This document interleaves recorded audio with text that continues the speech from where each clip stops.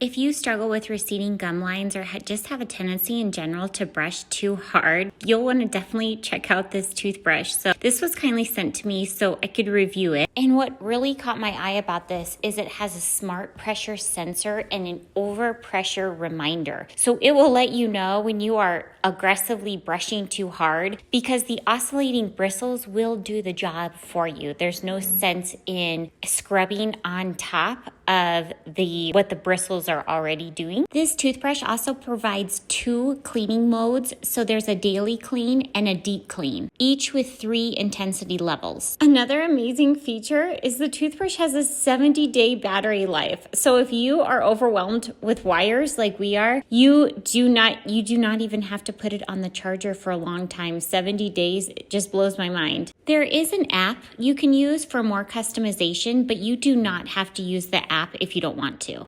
The toothbrush will also come with 2 different brush heads. My husband really likes it and can tell he's already getting a better brush in than with his old toothbrush. Here's the noise level of the toothbrush. Overall, we're very impressed with this toothbrush if you're looking for a great clean but gentle on your gums.